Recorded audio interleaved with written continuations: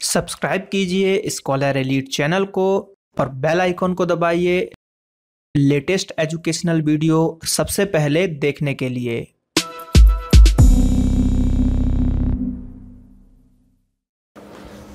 Friends, आज के इस लेक्चर में हम पढ़ेंगे बायोलॉजी के एमसीक्यूज़। जो टॉप 100 एमसीक्यूज़ हैं बायोलॉजी के, उनको हम यहाँ पर पढ़ेंगे। हमने फिजिक्स के टॉप देख लिया, केमिस्ट्री के टॉप 100 देख लिए हमने, और आज के इस लेक्चर में हम देखेंगे यहाँ पर बायोलॉजी के टॉप 100 एमसीक्यूज़, जो कि आपके आने वाले जो भी एग्ज़ाम हैं, रेलवे, एसएससी, जो भी एग्ज़ाम होगा व्यापम का, चाहे ऑल इंडिया लेवल पे जो एग्ज़ाम कंडक्ट होंगे, उसमें अगर बायोलॉजी पूछा जाता है तो इनमें से ज़रूर क्वेश्चंस आएंगे।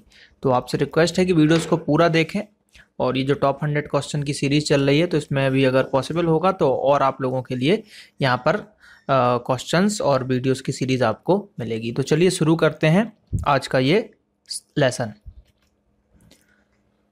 बात करते हैं हम यहाँ पर अगर पहले क्वेश्चन की, तो पहला क्वेश्चन है हमारे पास कि दही जमाने में निम्नलिखित में से किस सूक्ष्म जीव का प्रयोग किया जाता है। जैसा कि आपको पता है कि दही जमाने के लिए हमको, जैसे दूध है, एक पात्र में दूध है, तो दूध में हमको थोड़ा सा दही मिलाना पड़ता है, तभी वो दही जमता है, और दही में जो होता है वो लैक्टोबैसिलस होता है। अब आपने सुना होगा कि दही जमाने के लिए दूध हल्का सा कुनकुना होना चाहिए, तो बहुत ही कम, मतलब थोड़ा सा गर्माहट होनी चाहिए दूध में, और दूध से दही जमाने के लिए आपको गर्मी की जरूरत पड़ती है। अगर गर्मी अच्छी खासी होगी, इसलिए गर्मियों में दही ज़्यादा जमता है, ठंड में दही जमने में प्रॉब्लम जाती है। तो कभी कभी ये क्वेश्चन भी पूछा जाता है कि अगर गर्मी के दिनों में दही जल्दी क्यों जम जाता है, तो उसका आंसर रहता है कि लैक्टोबैसिलस जो है, तापमान में वृद्धि होने पर इनकी जो है जो रिप्रोडक्शन की जो तादाद है वो बढ़ जाती है, बहुत जल्दी जल्दी ये जो है अपने आप को रूपांतरित करते हैं। तो इसका आंसर हो जाएगा ऑप्शन नंबर डी, लैक्टोबैसिलस। बात करते हैं दूसरे प्रश्न की, तो दूसरा प्रश्न हमारे पास कि नाइट्रोजन यौगिकीकरण में निम्नलिखित में से कौन सी फसल सहायक होती है। तो चावल, गेहूं, मकई या फली। तो फलीदार जैसे कि मटर हो गया, ये सब फसलें जो है यहाँ पर सहायक होती हैं। बात करते हैं हम यहाँ पर तीसरे प्रश्न की, तो तीसरा प्रश्न हमारे पास कि जंतुओं में होने वाले फूट एंड माउथ रोग किसके कारण होते हैं। तो फूट और माउथ रोग जो होते हैं वो होते हैं यहाँ पर वायरस के कारण। तो हमारा आंसर हो जाएगा डी वाला, वायरस। निम्नलिखित में से कौन सा एक जीव चावल की फसल के लिए जैव उर्वरक का कार्य करता है। तो चावल की फसल के लिए जैव उर्वरक का जो कार्य करता है वो करता है हमारा ऑप्शन नंबर ए, नील हरित शैवाल। तो ये एक यहाँ पर इंपॉर्टेंट क्वेश्चन होता है। बात करते हैं अगले प्रश्न की, तो एथलीट फूट जो होता है, बीमारी किससे उत्पन्न होती है। एथलीट फूट, यहाँ पर ऑप्शन है जीवाणु, प्रोटोजोआ, कवक और निमेटोड। तो इसका आंसर है यहाँ पर बी वाला, कवक। कवक से जो है यहाँ पर आपको एथलीट फूट होता है। निम्नलिखित में से कौन सा वायु प्रदूषक का एक जैव सूचक है। तो वायु प्रदूषक का एक जैव सूचक जो है लाइकेन कहलाता है। बहुत ही इंपॉर्टेंट क्वेश्चन है, 6 नंबर का, वेरी आईएमपी कर लीजिए, कई बार एग्जामों में पूछा जा चुका है। तो वायु प्रदूषण का जैव सूचक है आपका लाइकेन। बात करते हैं सातवें प्रश्न की, तो सातवां प्रश्न है हमारे पास कि वनस्पति जगत में निम्नलिखित में से किसको जल स्थलचर यानी कि उभयचर भी कहते हैं। तो शैवाल हो गया, ब्रायोफाइटा हो गया, टेरिडोफाइटा हो गया, फंगस हो गया। तो इसको हम बोलते हैं option number C, bryophyta. Bryophyta को हम क्या बोलते हैं यहाँ पर, उभयचर के नाम से भी जानते हैं। तो इसको याद रखिएगा। तेल प्रदूषक के नियंत्रण में प्रयुक्त होने वाला सुपर बग क्या कहलाता है। तो ये बहुत आईएमपी क्वेश्चन है। ये आई थिंक जो है पिछले बार एनटीपीसी में भी पूछा गया था, जहां तक मुझे याद आ रहा है। तो ये इंपॉर्टेंट है, तेल प्रदूषक के नियंत्रण में प्रयुक्त होने वाला सुपर बग क्या है। तो वो है इसका आंसर ऑप्शन नंबर बी, जीवाणु विकृति। क्या, जीवाणु विकृति। अगले प्रश्न की तरफ बढ़ते हैं, तो अगला प्रश्न है हमारे पास 9वें नंबर का कि पान की लता में बढ़ने वाली जड़ कौन सी होती है। यानी कि जो पान का पत्ता होता है, अगर पान का पेड़ आपने देखा होगा तो उसकी बेल होती है। तो उसमें वही पूछ रहा है कौन सी जड़ होती है, अवस्तंभ जड़, आरोही जड़, छायादार जड़ या अनुलग्न जड़। तो इसका आंसर यहाँ पर सी वाला, आरोही जड़। 10वें प्रश्न की बात करते हैं कि निम्नलिखित में से कौन सा रूपांतरित तना है, गाजर, नारियल, आलू या फिर शकरकंद। तो इसका आंसर है यहाँ पर डी वाला, आलू। आलू जो है यहाँ पर रूपांतरित तना है। पौधे का कौन सा भाग फूल बनने की उद्दीपन ग्रहण करता है, मतलब कौन सा भाग है जो फूल बन जाता है मेनली। तो यहां पर बात करें तो इसका आंसर है सी, पर्ण। देखिए अगर ये नहीं भी बन रहा होता आप, तो तना तो रहता नहीं है, शाखा भी रहती नहीं है, जड़ भी नहीं रहता है, तो 3 ऑप्शन तो ऐसे ही कट गए थे आपके, तो बचता पर्ण ही। तो इस तरीके से भी कभी कभी किसी क्वेश्चन का आंसर आप लगा सकते हो, इसको बोलते हैं एलिमिनेशन मेथड।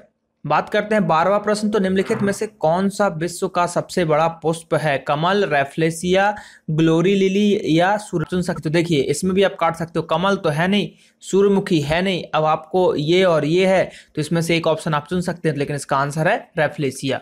तो आंसर हो जाएगा सी वाला।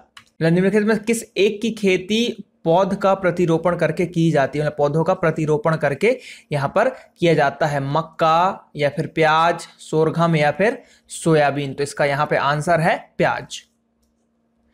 फिर चौथा प्रश्न है हमारे पास कि नाशपाती का कौन सा भाग खाया जाता है? नाशपाती का, तो नाशपाती का भाग जो खाया जाता है वो गूदेदार पुष्पासन को हम खाते हैं, गूदेदार पुष्पासन। देखिए क्या होता है, कैसे इसको, जैसे ये जब पेड़ में फल आने से पहले फूल आता है, ये फूल आता है और फूल के अंदर यहीं से फिर ये फल जो है धीरे धीरे धीरे धीरे धीरे धीरे बड़ा होता है, तो इसी को हम बोल देते हैं पुष्पासन, क्योंकि उसके जो आसन से ही फल निकला हुआ है। तो इसी तरीके का नाशपाती होता है, तो इसका गूदेदार पुष्पासन को हम खाते हैं।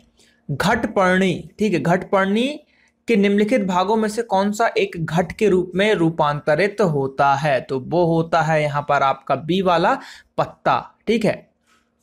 कुनैन किस पेड़ की छाल से निकाली जाती है? तो कुनैन जो है देखिए यहाँ पर सिनकोना ट्री से निकलती है, जो कि मलेरिया की दवाई बनाने में काम आती है। तो ये क्वेश्चन तो कई बार रेलवे में पूछा जा चुका है, आरआरबी में, और भी एग्जामों में पूछे जाते हैं, एसएससी में भी, हाँ एसएससी में भी पूछा गया, ये एसएससी सीजीएल में भी पूछा गया है कई बार ये क्वेश्चन। कुनैन बहुत ही फेमस क्वेश्चन है। 17वां प्रश्न, निम्नलिखित में से किसमें प्रोटीन का सबसे अधिक स्रोत पाया जाता है? उड़द, मटर, चना या सोयाबीन? तो प्रोटीन का रिच सोर्स यहां पर है सोयाबीन, तो इसका आंसर हो जाएगा डी। 18वां प्रश्न है कि किस पादप को शासकीय भारतीय डॉक्टर के नाम से जाना जाता है? तो शासकीय भारतीय डॉक्टर के नाम से अगर जाना जाएगा तो देखिए यहां पर कंफ्यूजन हो रहा होगा आपको, नीम, तुलसी में या आंवला में, क्योंकि आम तो है नहीं। ये 3 क्वेश्चन है। आंवला में विटामिन सी होता है, ठीक है, और नीम को हम औषधि के रूप में यूज करते हैं, तुलसी को भी औषधि के रूप में यूज करते हैं। तो इसके आंसर की बात करें तो इसका आंसर यहाँ पर ए वाला, आंवला। आंवला को शासकीय डॉक्टर के नाम से हम जानते हैं। तो देखिए आंवला खाना चाहिए, विटामिन सी बहुत मात्रा में होता है। आंवला खाने से आपका दिमाग तेज होता है, आपके बाल काले रहते हैं, बाल नहीं झड़ते हैं, चेहरे पे चमक रहती है, बहुत सारी चीजें होती है एक आंवला का सेवन करने से। तो कच्चा आंवला या आंवला का पाउडर का अगर आप सेवन करते हैं तो विटामिन सी आप में भरपूर मात्रा में आपको मिलता रहेगा, और बहुत सारी चीजें यहाँ पर मिलती हैं उसमें। बात करते हैं 19, केसर मसाला बनाने के लिए पौधे का निम्नलिखित में से कौन सा भाग उपयोग में लाया जाता है? पत्ती, बाह्यदल, वर्तिकांग या पंखुड़ी? तो इसका यहां पर आंसर है डी, वर्तिकांग। 20वां प्रश्न है, प्रकाश संश्लेषण में पौधे कौन सी गैस का अवशोषण करते हैं, यानी कि एक तरीके से अवशोषित करते हैं? तो अवशोषित करते हैं कार्बन डाइऑक्साइड, कार्बन डाइऑक्साइड अवशोषित करते हैं, और जो उत्पाद बनता है वो ऑक्सीजन बनता है हमारा, ऑक्सीजन हम वो बाहर रिलीज कर देते हैं। तो आंसर यहां पे है कार्बन डाइऑक्साइड। बात करते हैं 21वें प्रश्न की, तो अगला प्रश्न जो है हमारे पास, प्रकाश संश्लेषण क्रिया में मुक्त होने वाली ऑक्सीजन गैस कहां से आती है? कार्बन डाइऑक्साइड से, जल से या पर्णहरित के टूटने से या वायुमंडल से? तो ऑक्सीजन गैस जो हमको मिलती है वो मिलती है जल से। जल में क्या होता है? H2O होता है, तो यहीं से ये O जो है हमको O2 यहां से मिलता जाता है, तो जल से हमको प्राप्त होता है। ठीक है। अगला प्रश्न है हमारे पास 22वां प्रश्न है कि प्रकाशानुवर्ती संचालन किसके द्वारा नियंत्रित किया जाता है? तो ये ऑक्सीन के द्वारा नियंत्रित किया जाता है। देखिए यहाँ पर साइड में मैं आंसर जो है आपके फ्लोट होते रहेंगे, तो यहाँ पर साइड में आप आंसर को देखते रहिए, बाकी मैं तो बता ही रहा हूँ। बात करते हैं 23वें प्रश्न की, तो पेड़ों की पत्तियों में पाया जाने वाला हरा पदार्थ क्या कहलाता है? तो ये क्लोरोफिल कहलाता है। वो क्लोरोफिल के कारण ही जो पौधे हैं हरे होते हैं, तो इसका आंसर है बी। और एक और क्वेश्चन आता है, पीले कैसे होते हैं? तो कैरोटीन के कारण। ठीक है, पीले जो होते हैं वो होते हैं कैरोटीन के कारण, कैरोटीन के कारण जो है पीले पत्ते हो जाते हैं। तो ये क्वेश्चन भी कई बार पूछा गया, तो यहां पर आंसर है क्लोरोफिल। 24वां प्रश्न, पशुओं में हीमोग्लोबिन के सदृश पौधों में कौन सा अणु होता है? कैरोटीन होता है, सेल्यूलोज होता है, क्लोरोफिल होता है या साइटोक्रोम होता है? जैसे कि पशुओं में हीमोग्लोबिन होता है, तो पौधों में क्या होता है? तो पौधों में होता है यहां पर क्लोरोफिल। याद रखिएगा, बहुत इंपॉर्टेंट क्वेश्चन है ये सब। 25वां, कौन सा जीवित ऊतक उच्च वर्गीय पौधे में जैव पोषण वाहक का कार्य करता है? ठीक है, जाइलम, कोर्टेक्स या फिर फ्लोएम या एपिडर्म्स। तो यहां पर इसका आंसर है बी वाला फ्लोएम। ठीक है, जाइलम क्या करता है भाई, जल ले जाने का काम करता है वो पूरे उसमें, और जो फ्लोएम क्या करता है, खनिज लवण और पोषक तत्व जो है पूरे जो है पेड़ पौधे में पहुंचाता है। तो वही इसका आंसर हो जाएगा फ्लोएम। 26वां नंबर का प्रश्न है कि निम्नलिखित में से किस भारतीय वैज्ञानिक ने पादपों में जल की लंबी दूरी के अवगमन का सिद्धांत प्रस्तुत किया है? तो देखिए ऑप्शन है जेबी बोस, पी महेश्वरी या फिर एनएस परिहार या बीरबल साहनी। तो भारतीय वैज्ञानिक, चारों भारतीय वैज्ञानिक है, तो इसका आंसर है बोस जी ने, जे.सी. बोस जी ने ये चीज बताया था। अगला प्रश्न है किसके द्वारा अनुवांशिकता के विज्ञान को अनुवांशिकी कहा गया? तो ये तो आपको पता होगा कि जो अनुवांशिकी का सिद्धांत दिया था वो दिया था आपके वॉटसन ने। देखिए यहां पर अनुवांशिकी का सिद्धांत की बात नहीं की गई है, यहां पे बात की गई है कि किसके द्वारा अनुवांशिकता के विज्ञान को अनुवांशिकी कहा गया है। ठीक है, तो अनुवांशिकी जो कहा गया था वो कहा गया था यहां पर वॉटसन के द्वारा। तो ये जो है थोड़ा सा इंपॉर्टेंट और ट्रिकी क्वेश्चन है। तो यहां पर अगर इस प्रश्न की बात करें तो ये थोड़ा सा ट्रिकी प्रश्न था जिसको आपको याद रखना है, तो इसका आंसर है वॉटसन। 28वें नंबर के प्रश्न की बात करें तो किसकी उपस्थिति के कारण किसी पादप कोशिका और पशु कोशिका में अंतर पाया जाता है? यानी कि कैसे आप बताओगे कि पादप कोशिका है या वो मतलब पशु कोशिका है, जंतु कोशिका है? तो इसका आंसर हो जाएगा बी, कोशिका भित्ति, क्योंकि ये एक डिफरेंस पैदा करता है। कोशिका भित्ति जो होते हैं सिर्फ पादप कोशिकाओं में होते हैं, और कोशिका झिल्ली जो होते हैं वो होते हैं हमारे पशु कोशिकाओं में। तो कोशिका भित्ति जो है पेड़ में अधिकतर पाए जाते हैं, जो पेड़ों को सुदृढ़ खड़ा रखने में मदद करते हैं। तो यहाँ पे आंसर हो जाएगा बी वाला। बात करते हैं अगले प्रश्न की। तो अगला प्रश्न है हमारे पास 29 नंबर का, इसमें है डीएनए के द्विहेलिक्स प्रारूप को पहली बार किसने प्रस्तावित किया था? तो ये किया था यहाँ पर आंसर हो जाएगा ए वाला, वॉटसन एंड क्रिक ने। तो ये बहुत ही आईएमपी क्वेश्चन है। ये जब मैंने बायोलॉजी अभी डिटेल जब पढ़ा रहा था तो उसमें भी मैंने ये डीएनए वाला बताया था, तो इसको आपको याद रखना है। निम्नलिखित पोषकों में से कौन सा एक पौधे की कोशिका भित्ति का एक संरचनात्मक घटक है? मैग्नीज, फास्फोरस, कैल्शियम या फिर पोटेशियम? तो इसका आंसर है यहाँ पर ए, मैग्नीज। मुख्यतः मैंग्रोव वाले जलीय वन कहाँ पे पाए जाते हैं, ज्वारीय वन कहाँ पे पाए जाते हैं? तो देखिए सुंदरबन डेल्टा में मेनली सबसे ज्यादा पाए जाते हैं मैंग्रोव वन। तो इसका आंसर हो जाएगा सुंदरबन डेल्टा, और जो विश्व का सबसे बड़ा डेल्टा है। ठीक, 32 नंबर का प्रश्न, निम्नलिखित में से कौन सा पौधा मरुद्रविद है? कौन सा पौधा मरुद्रविद है? तो यहाँ पे आंसर हो जाएगा ऑप्शन नंबर सी, करील का पौधा। देखिए मैंने एक चीज आपको बताया है कि कोई क्वेश्चन आपको ना समझ में आए कि क्या आंसर लगेगा, तो अधिकतर चीजें जो हैं अपने आप पता चलती। देखिए आपने सरसों का नाम सुना था, आपने अमरबेल का भी नाम सुना, आपने नीम का भी नाम सुना, लेकिन ये करील का आपने नाम नहीं सुना होगा अधिकतर लोगों ने। तो इसका आंसर क्या गया? यही गया। तो ये मैं हर बार बता रहा हूं कि ये ट्रिकें काम कर जाती हैं, तो थोड़ा सोच के आप आंसर लगा सकते हो। 33 प्रश्न, निम्नलिखित में से कौन सा सबसे अधिक स्थिर परितंत्र या पारिस्थितिकी तंत्र है? सबसे स्थिर, तो सबसे स्थिर जो है यहाँ पर जो अगर हम बात करें तो महासागर है। भारत में पारिस्थितिकी असंतुलन का निम्नलिखित में से कौन सा एक प्रमुख कारण है? वनोन्मूलन, बाढ़ एवं अकाल, वर्षा की परिवर्तनता या फिर मरुस्थलीकरण? तो इसका आंसर है वनोन्मूलन। ठीक है, ये बहुत ही इंपॉर्टेंट क्वेश्चन हो जाएगा आपका पर्यावरण की दृष्टि से। 35वां प्रश्न की बात करें तो वह वर्णक जो वनस्पति को परावैंगनिक किरणों के दुष्प्रभाव से बचाता है वह कौन सा वर्णक होता है? तो वो होता है यहाँ पर सी, फाइकोसाइनिन। देखिए यहाँ पर क्लोरोफिल नहीं लगाना है, ये पूछ रहा है कि परावैंगनिक किरणों के दुष्प्रभाव से बचाता है, तो फाइकोसाइनिन बचाता है। भारत में धारणीय विकास के दृष्टिकोण से विद्युत उत्पाद का सबसे अच्छा स्रोत कौन सा है? तो विद्युत उत्पाद का सबसे अच्छा अगर हम बात करें स्रोत की, तो वो है यहाँ पर सी, जल विद्युत। जल विद्युत बहुत ही अच्छा स्रोत हो जाएगा यहाँ पर धारणीय विकास की दृष्टि से। 37वें नंबर की प्रश्न की बात करें तो निम्नलिखित में से कौन सी हरित ग्रह गैस नहीं है? ठीक है, हरित ग्रह गैस नहीं है, तो वो है यहाँ पर डी, नाइट्रोजन। नाइट्रोजन हरित ग्रह गैस नहीं है। निम्नांकित में से कौन अधिकतम ध्वनि प्रदूषण का कारण है? भारी ट्रक यातायात, पॉप संगीत, जेट उड़ान या निर्वाचन सभाएं? तो इसका आंसर है यहाँ पर जेट उड़ान सबसे ज्यादा जो है यहाँ पर डेसिबल में जो है आपको साउंड देती हैं, जो कि एक तरीके का नॉइज उत्पन्न होता है। 39वें की बात करें तो निम्नलिखित में से कौन सा ईंधन न्यूनतम पर्यावरणीय प्रदूषण का उदाहरण है? डीजल, हाइड्रोजन, कोयला या केरोसिन? तो इसका आंसर जाएगा यहाँ पर सी वाला हाइड्रोजन। भूमिगत जल के प्रवाह के साथ साथ नीचे की ओर बहने वाले प्रदूषकों को क्या कहते हैं? तो इसको हम कहते हैं यहाँ पर निछाल। ठीक है, निछालक इसको हम कहते हैं। बात करते हैं 41 नंबर के प्रश्न की। तो रक्त में एंटीबॉडी एवं एंटीजन के अध्ययन को क्या कहते हैं? हिस्टोलॉजी, सीरोलॉजी, बायोलॉजी या गाइनोकोलॉजी? तो इसका आंसर है यहाँ पर सी, सीरोलॉजी कहते हैं एंटीबॉडी और एंटीजन के अध्ययन को। हृदय का पहला प्रतिस्थापन किसके द्वारा किया गया था? William Harvey, Louis Pasteur, Christian Barnard या फिर सर एफ.जी. हॉपकिंस? तो इसका आंसर है यहाँ पर डी वाला, क्रिश्चियन बर्नार्ड के द्वारा जो है पहला हृदय प्रतिस्थापन किया गया था।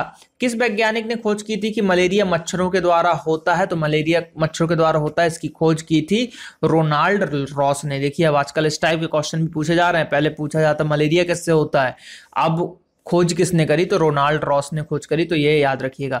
जन्म के बाद मानव में किस ऊतक में कोई कोशिका विभाजन नहीं होता है? कंकाल, संयोजी, जनन या फिर तंत्रिका? तो इसका आंसर है यहाँ पर भी, तंत्रिका। तंत्रिका में कोई विभाजन नहीं होता। तंत्रिका कोशिका जो होती है सबसे लंबी कोशिका है यहाँ पर हमारे शरीर की, और सबसे बड़ी कोशिका। लंबी और बड़ी में अंतर है, ठीक है, लार्जेस्ट और लॉन्गेस्ट में अंतर होता है। तो बड़ी कोशिका जो है यहां पर महिला अंडाणु कहलाते हैं। अगला प्रश्न है, डीएनए का डबल हेलिक्स मॉडल किसने दिया? तो भैया वॉटसन एंड क्रिक ने दिया है डीएनए का डबल हेलिक्स मॉडल। ये बहुत ही इंपॉर्टेंट क्वेश्चन है। नवजात शिशु के लिंग का निर्धारण किससे वंशानुगत हुए गुणों द्वारा किया जाता है? तो ये पिता के द्वारा किया जाता है।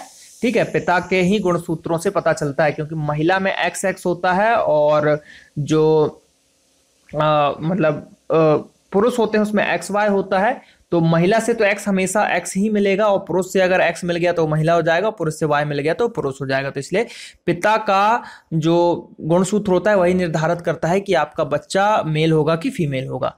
47 नंबर का प्रश्न है कि शिशु का पितृत्व स्थापित करने के लिए निम्नलिखित में से किस एक तकनीक का प्रयोग किया जाता है? तो वो किया जाता है यहाँ पर सी, डीएनए फिंगरप्रिंट। डीएनए से हम पता लगा सकते हैं कि बच्चा किसका है।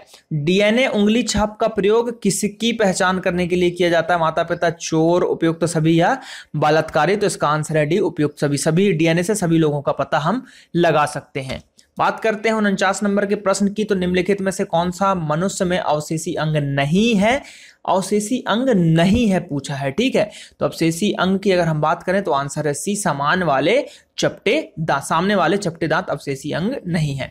मच्छरों के नियंत्रण हेतु प्रयोग होने वाले कीटभक्षी मछली कौन सी है? तो वो है यहाँ पर सी वाली, गेम्बूसिया। ये क्या करती है? मच्छरों के लार्वा को खा जाती है, तो जिस कारण से मच्छर पनप नहीं पाते हैं।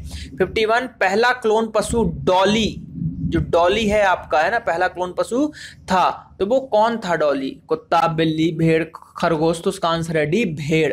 तो पहली क्लोन पशु डॉली भेड़ है। निम्नलिखित में से किसकी उपस्थिति के कारण गिरगिट जो है रंग बदल देती है? हीमोग्लोबिन, क्लोरोफिल, बातरंध या फिर वर्ण की लवक? ठीक है, तो इसका आंसर है बी, वर्ण की लवक। एक लवक होता है जो कि गिरगिट को अपने रंग बदलने में सहायता प्रदान करता है। निम्नलिखित में से कौन सा जीव अपनी त्वचा से सांस लेता है ना? मछली, मेढक, कबूतर या फिर तिलचट्टा? तो इसका आंसर है यहाँ पर सी, मेढक। मेढक जो है त्वचा से सांस लेते हैं।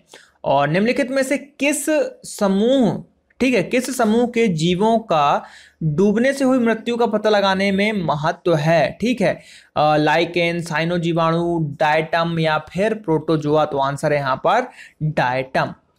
तालाबों और कुओं में निम्नलिखित में से किस एक को छोड़ने से मच्छरों को नियंत्रित करने में मदद मिलता है? केकड़ा, गैम्बूसिया, घोंघा या फिर डॉगफिश? तो यहाँ पर आंसर है गैम्बूसिया। गैम्बूसिया को छोड़ने से मच्छरों पर नियंत्रण मिल जाती है। भारतीय वन्य जीवन के संदर्भ में उड्डयन वल्गुल, ठीक है, फ्लाइंग फॉक्स निम्नलिखित में से क्या है? तो फ्लाइंग फॉक्स जो है यहाँ पर चमगादड़ को कहा जा रहा है, फ्लाइंग फॉक्स चमगादड़। बात करते हैं 57 नंबर के प्रश्न की।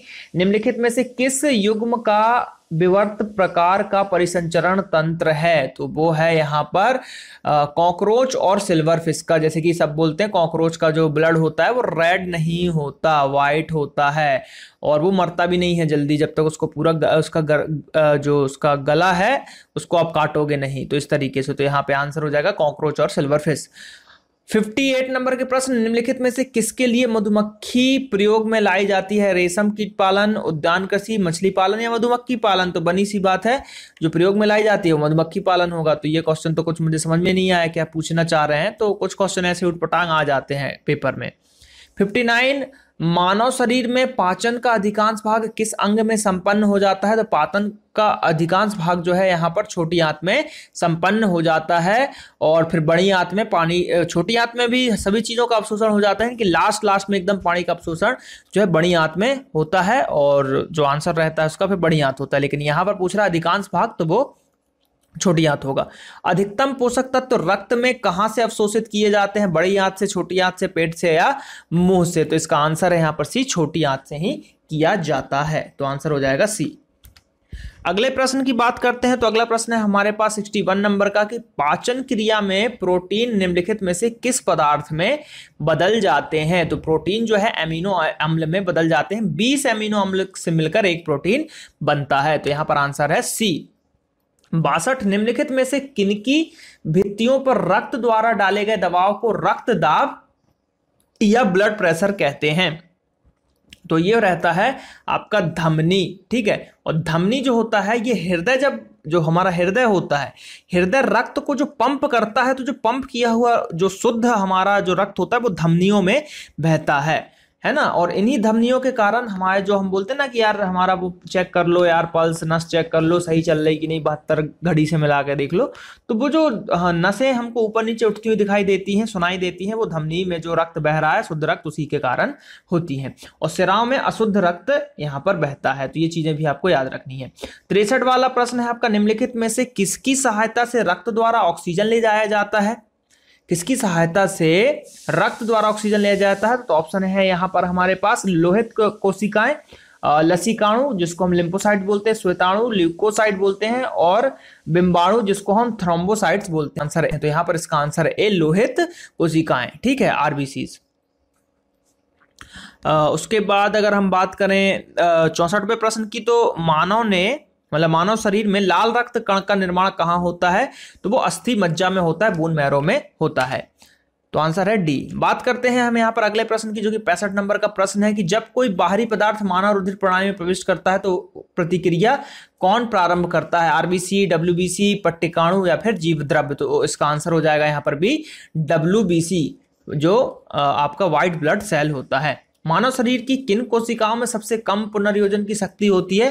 तो वो होती है मस्तिष्क की कोशिकाओं में, इसलिए भैया सिर को बचा के रखिए। अपोहन का प्रयोग किस क्रिया को पूरा करने में किया जाता है? तो वो किया जाता है आपका वक्र क्रिया में प्रयोग किया जाता है अपोहन। गर्भाशय में शिशु के विकास की जानकारी हेतु किसका प्रयोग किया जाता है? एक्स किरणें, अल्ट्रासाउंड, अल्ट्रावायलेट किरणें या फिर गामा? तो यहाँ पर आंसर है अल्ट्रासाउंड किया जाता है। और इसके थ्रू आजकल जो लोग हैं बहुत गलत काम करते हैं, लड़कियों का पता लगवा के उनको मारने की कोशिश करते हैं, जो कि बहुत ही बड़ा घिनौना काम है। और इसके लिए सरकार ने जेल का भी प्रावधान रखा है। तो और डॉक्टरों को भी ध्यान देना चाहिए। डॉक्टर थोड़े से पैसे के लिए भी कर देते हैं कि यार नहीं, ले लो हमसे 10,000 5,000 ले लो और बता दो हमको। तो ये भी गलत चीजें हो रही हैं मार्केट में। बात करते हैं 69 नंबर के प्रश्न की। तो 69 नंबर का प्रश्न हमारे पास, गाय और भैंसों के थनों में दूध उतारने के लिए किस हार्मोन की सुई लगाई जाती है? तो वो लगाई जाती है यहाँ पर ऑक्सीटोसिन की। तो ये आजकल बहुत ज्यादा में चल रहा है डेयरियों में, दूध लगाने के लिए इंजेक्शन ही दिया जाता है और इंजेक्शन लगा के दूध निकाला जाता है। तो ये बहुत ही नुकसानदायक भी है हमारे शरीर के लिए, इंजेक्शन का दूध उतना फायदेमंद नहीं रहता। 70वें प्रश्न की बात करें, निम्नलिखित में से किसकी कुसंक्रिया के कारण मानव शरीर में मिक्सीडीमा, ठीक है, या मैक्सोडीमा हो जाता है? तो वो हो जाता है यहाँ पर डी, अवंटू ग्रंथि, ठीक है, अवंटू ग्रंथि किस जो है कुसंक्रिया के कारण। निम्नलिखित में से किस कोशिका में इंसुलिन स्रावित होता है? तो देखिए जैसा कि मैंने बताया था अग्नाशय की जो बीटा कोशिका होती है, बीटा कोशिका में यहाँ पर होता है। तो 3 कोशिकाएं होती है, अल्फा, बीटा और गामा। तो बीटा कोशिका से इंसुलिन निकलता है और इंसुलिन के ना निकलने के कारण ही डायबिटीज की बीमारी हो जाती है। 72 नंबर के प्रश्न की बात करें तो निम्नलिखित में से कौन सा पदार्थ मानव शरीर में सबसे अधिक कठोर है? तो वो होता है हमारा जो है दंत धातु। दांत के ऊपर जो इनेमल होता है वो सबसे कठोर होता है हमारे शरीर में। तो यहां पर जो आंसर होगा इसका आंसर, हाँ देखिए, दंत धातु नहीं, दंत वक्ल, जो दंत के ऊपर एनेमल होता है, तो ये दंत धातु नहीं, यहाँ पर दंत वक्ल, क्योंकि वक्ल का मतलब होता है ऊपर का खोल, तो दांत के ऊपर का जो खोल होता है वो एनेमल का बना होता है। थोड़ा सा मिस्टेक हो गया, कोई प्रॉब्लम नहीं, आंसर है बी। 73 नंबर का प्रश्न, मानव शरीर में कौन ग्रंथि ऐसी है जिसका संबंध शरीर को उत्तेजना देने से है, जो उत्तेजना देता है हमारे शरीर को? तो यहां पर आंसर है अधिवक्र ग्रंथि। आंख के रेटिना की परंपरागत कैमरा के निम्नलिखित में से किस भाग से तुलना की जाती है? तो वो की जाती है यहां पर फिल्म से। फिल्म की तुलना की जाती है हमारे आंख के रेटिना से। मानव शरीर के किस अंग में लसिका कोशिकाएं होती हैं? तो वो होती हैं यहां पर दीर्घ अस्थियों में। बहुत ही सिंपल से क्वेश्चन है जो आपको याद ही रखने हैं। निम्नलिखित में से कौन सा एक अंग वसा का भंजन कर कोलेस्ट्रॉल उत्पन्न करता है? कौन सा अंग है जो वसा का भंजन करता है और आपको कोलेस्ट्रॉल उत्पन्न करके देता है? तो वो है बी, यकृत यानी कि लिवर। 77 नंबर के प्रश्न की बात करते हैं तो इस प्रश्न में बोला गया है कि मानव शरीर में पुच्छ कौन सी संरचना में संलग्न होता है? तो वो होता है यहां पर ए, बृहदान्त्र। निम्नलिखित में से कौन सी शर्करा तत्काल ऊर्जा प्रदान करती है? तो ये ग्लूकोज ऊर्जा हमको तुरंत इंस्टेंट एनर्जी प्रदान करती है, तो आंसर है ग्लूकोज। एथलीट को निम्न में से किससे जल्दी और ज्यादा से ज्यादा ऊर्जा मिलती है? वसा, प्रोटीन, विटामिन या कार्बोहाइड्रेट? तो कार्बोहाइड्रेट से उनको ऊर्जा मिलती है। इसलिए बोलते हैं कि जो एथलीट होते हैं केला खाना चाहिए, ज्यादा से ज्यादा कार्बोहाइड्रेट वाली चीजें खाते हैं वो लोग। निम्नलिखित में से किसमें प्रोटीन का सबसे अधिक स्रोत पाया जाता है? तो ये देखिए सोयाबीन में इनमें से सबसे ज्यादा प्रोटीन पाया जाता है। निम्नलिखित में से किसे रक्षात्मक पदार्थ कहा जाता है? विटामिन, कार्बोहाइड्रेट, वसा या फिर प्रोटीन? तो यहाँ पर इसका आंसर है विटामिन। जो बहुत सारे विटामिन होते हैं, विटामिन B12 होता है, उसके बाद विटामिन B, C, A, तो ये रक्षात्मक पदार्थ कहलाते हैं। और बी और सी को याद रखिएगा, बी और सी ऐसे विटामिन हैं जो पानी में घुल जाते हैं, पानी में घुल जाते हैं, तो ये क्वेश्चन भी पूछा जाता है। प्रातःकालीन धूप में मानव शरीर में निम्नलिखित में से कौन सा विटामिन उत्पन्न होता है? तो विटामिन डी उत्पन्न होता है सूर्य की रोशनी से। जब हमारे शरीर का कोलेस्ट्रॉल रहता है वो सूर्य की रोशनी में बर्न होता है और हमको विटामिन डी देता है, तो आंसर है डी। निम्नलिखित में से कौन सा विटामिन की खून में जमने की आवश्यकता होती है? तो भैया विटामिन की जो खून में जमने की आवश्यकता होती है तो विटामिन ई, ठीक है। लेकिन ये क्वेश्चन यहाँ पे देखिए मैं बता रहा हूं, ये क्वेश्चन जो है गलत है। क्यों गलत है? क्योंकि इसका आंसर ई नहीं होगा और इसमें क्योंकि वो ऑप्शन ही नहीं है। क्वेश्चन कहना ये चाह रहा है कि कौन सा विटामिन खून को जमने में सहायता करता है, ठीक है, तो वो जाएगा आपका आंसर विटामिन के। आंसर क्या जाएगा? विटामिन के, जो कि ऑप्शन में नहीं है। अगर विटामिन के यहाँ होता तो ये सही होता। तो इस क्वेश्चन को आप करेक्ट कर लीजिए कि विटामिन के खून का थक्का जमने में सहायता करता है और विटामिन ई जो होता है हमारा पुरुषार्थ को बढ़ाता है, पुरुष के पुरुषार्थ को बढ़ाता है विटामिन ई, ठीक है। तो इस आंसर को मतलब इस क्वेश्चन को आप चेंज करके थोड़ा सा समझ के और फिर इसको कीजिएगा, ठीक। तो मैंने सही आंसर बता दिया, इसका आंसर है विटामिन के। 84 प्रश्न, क्या है? टाइपिंग मिस्टेक में कभी कभी हो जाता है, इनमें ऑप्शन में उन्होंने के नहीं दिया है, टाइपिंग मिस्टेक एरर, क्वेश्चन गलत हो सकता है।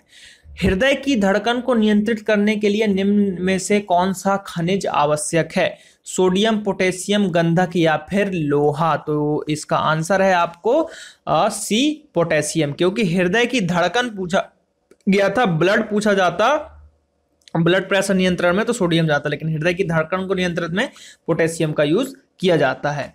अगला प्रश्न है हमारे पास 85 नंबर का कि निम्नलिखित में से किसके जांचने से एलिसा टेस्ट किया जाता है? मतलब किसके लिए?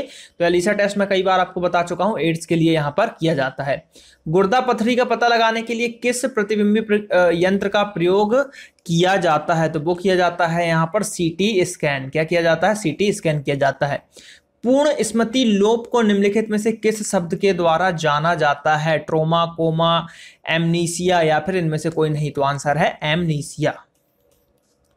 गाय के दूध का रंग किसकी मौजूदगी के कारण थोड़ा सा पीला होता है? तो थोड़ा सा जो पीला होता है वो होता है कैरोटीन के कारण, और यही कैरोटीन के कारण पत्तियां भी पीली होती हैं, तो इसका आंसर है कैरोटीन। 89 नंबर के प्रश्न की बात करते हैं तो इस प्रश्न में बोला जा रहा है कि मनुष्य में एफ्लाटॉक्सिन खाद्य विषाणु जो मतलब विषात्मक है द्वारा सामान्यतः कौन से अंग प्रभावित हो जाएंगे। भैया वक्क होगा, हृदय होगा, फेफड़ा होगा, यकृत होगा। तो आंसर होगा यकृत, क्योंकि लिवर ही इन सब चीजों का काम करता है, पूरे विषैले पदार्थों को छानने का काम हमारा यकृत करता है, तो यही प्रभावित होगा। सुअरों को मानव रिहायशी क्षेत्रों से दूर रखना किसके उन्मूलन में सहायक होता है। मलेरिया, फीलपांव या जापानी एनसेफेलाइट्स या फिर पोलियो। तो इसका आंसर है यहाँ पर बी, जापानी एनसेफेलाइट्स एकदम सही आंसर होगा। दूध का धवल रंग निम्न में से किसकी उपस्थिति के कारण होता है। तो वो होता है यहाँ पर जो है कैसीन के कारण होता है, नॉट कैसीन, ठीक, कैसीन नामक प्रोटीन होता है। निम्नलिखित में से कौन सा स्कर्वी रोग के इलाज में उपयोगी है। आम, आंवला, पपीता या बेर। तो इसके लिए आपको पता होना चाहिए कि स्कर्वी रोग जो है किस विटामिन की कमी से होता है। विटामिन सी की कमी से होता है। तो देखिए भरपूर मात्रा में सी विटामिन जो है आंवला में पाया जाता है, तो इसका आंसर हो जाएगा आंवला। बात करते हैं अगले प्रश्न की। 93 नवजात बच्चों के लिए सबसे आदर्श भोजन निम्नलिखित में से कौन सा होता है। पानी, शहद, दूध या चीनी। तो आंसर जाना चाहिए दूध। तो यहाँ पे आंसर है दूध, और वो भी माँ का दूध, ठीक, माँ का दूध। बच्चों को किस रोग के प्रति प्रतिरक्षित करने के लिए डीटीपी को अंतःपेशीय रूप से दिया जाता है। टीका जो है यहाँ पर टीका दिया जाता है, तो वो दिया जाता है काली खांसी इसमें इंक्लूड है। मलेरिया मादा एनीफिलीज से फैलता है, इसकी को सबसे पहले किसने की थी। तो इसकी खोज की थी रोनाल्ड रॉस ने खोज की थी। निम्नलिखित में से कौन सा रोग बैक्टीरिया से होता है। तपेदिक, चेचक या मम्प्स या फिर पीलिया। तो यहाँ पर आंसर है यहाँ पर ए, तपेदिक यानी कि टीबी, ट्यूबरक्लोसिस बैक्टीरिया से होने वाली एक बीमारी है। बाकी इन तीनों में सभी, बाकी जो तीन है ये सभी वायरस से होने वाली बीमारी है। बात करते हैं 97 नंबर का प्रश्न की निम्नलिखित में से कौन सा एक कवक एवं उच्च पादप की जड़ों के बीच उपयोगी कार्यात्मक संबंध संबंध हो दर्शाता है।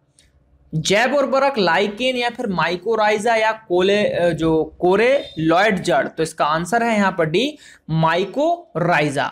तो ये क्या करता है कि भाई कवक और उच्च पादप की जड़ों के बीच उपयोगी कार्य संबंध को दर्शाता है। कौन एक जीवित जीवाश्म कहलाता है। जीवित जीवाश्म देखिए बहुत इंपॉर्टेंट क्वेश्चन है, ये कहलाता है जिंकगो। याद रखिएगा इसको, जीवित जीवाश्म सीधे सीधे क्वेश्चन आता है, बिल्कुल ऐसा ही जैसा क्वेश्चन ये लिखा हुआ है।